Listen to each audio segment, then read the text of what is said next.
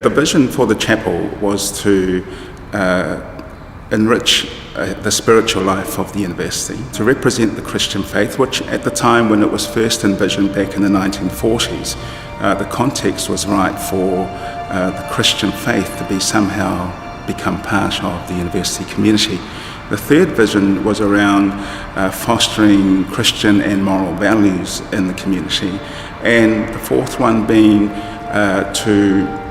for the chapel and the chaplaincy to be a creative force in the life of the university. The building was designed by the firm of Gummer and Ford, probably the most famous firm of architects in the country.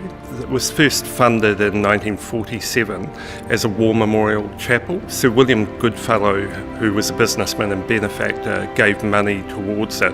He had lost his son in the Fleet Air Arm during the war. So it's in memory of the son, but also of his uncle, who was called Maclaurin, and that's where the name of the chapel comes from. So you can see in the whole building there's a focus on letting materials speak for themselves, which is a big modernist idea. So there's very little in the way of decoration. The building and its materials do all the work. There's no stained glass, for instance. The community space is a very, very important space for the students to relax and to meet their friends and just to be themselves. The other thing that you notice about the chapel is it almost becomes sort of circular or hexagonal.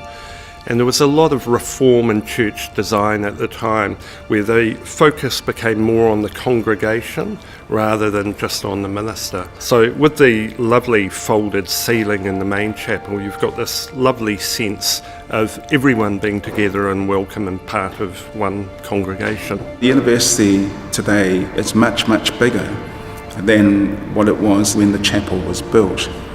And more so than ever, the chapel space, this space where people can come and reflect, contemplate, and just prayerfully reflect on their life and their career pathway and all that's around them, is so crucial, because in the busyness and the noisiness of the university, it's very hard to find that quiet space.